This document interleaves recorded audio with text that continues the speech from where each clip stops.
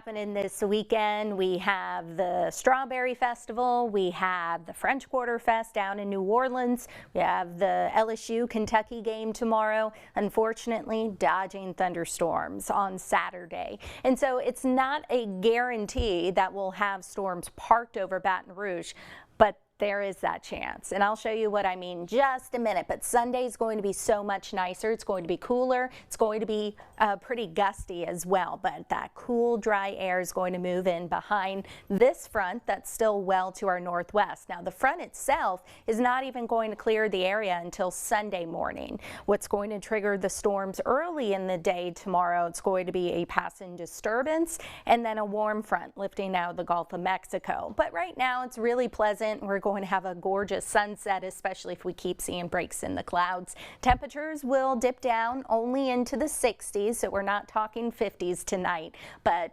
later, especially Sunday night, in the 40s. So a nice cool down is coming. It's just tomorrow. It's going to be pretty humid, breezy, and stormy. So Saturday during the day, as of now, we're looking at mid, possibly late morning storms lasting into the afternoon and early evening. As for Saturday night, that's where we have a better confidence in what's to come. It's because it's going to be a line of storms moving in overnight. It's just we have to watch and see where those storms develop tomorrow during the day. So we're monitoring 2 rounds of storms, severe and flooding risk, especially with that first round. Round 1 as of now looks to be roughly 10 a.m. till about 6 p.m., give or take a couple of hours, with the second round coming overnight after midnight till about the pre-dawn hours. And it's going to be quick. It's going to be a line of storms moving in and out of here. So main concerns: flash flooding, strong winds, hail,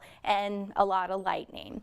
Here's a look at the model comparison. This is what I was talking about. So our in-house model, which I'm going to run through for you, this is showing scattered to numerous showers and storms developing later in the morning and off and on through the evening. That's a screenshot of about 1 o'clock. Obviously, we wouldn't want that because of the LSU and Kentucky game. Meanwhile, the HRRR model, this updates hourly. It's showing storms moving in and out of here in the morning and then staying pretty dry in the evening before the second round arrives. So if anything, I would say we would want the HRRR model to verify. So the timing with that one cluster is still up in the air.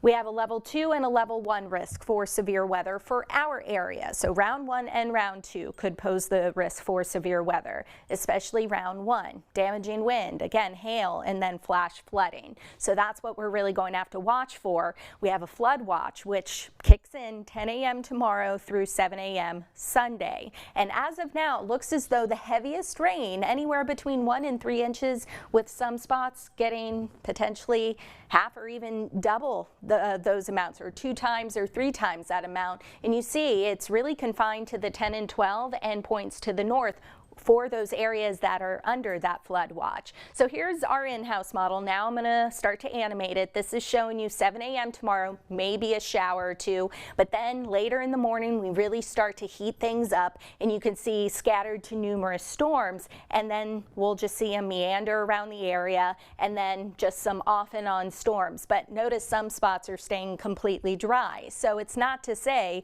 we are for sure going to have that cluster park over Baton Rouge at 1 o'clock. It could be anywhere. Then here's that second round that we're more confident with. A line of thunderstorms just blasting through here. Then the cold front comes in. That cooler and drier air settles in, and it's going to be a nice Sunday. Temperatures will be cooler, and they will struggle to warm.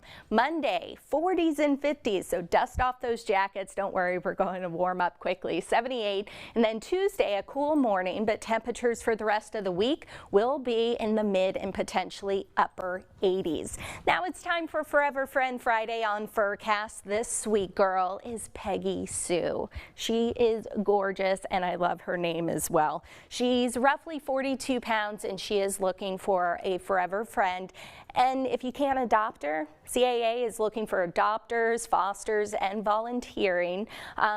They are at critical capacity once again, so they are desperately looking for fostering as well. You can go to caabr.org for more.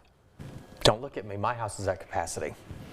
But Peggy Sue I can't needs take a it. home. If I take one more animal, I am breaking the law. How many do you have? I have Tell- 6. 6 animals. One more. I can't Uno do it. más. Nope. All right. Thanks, Ashley. But coming up after the break,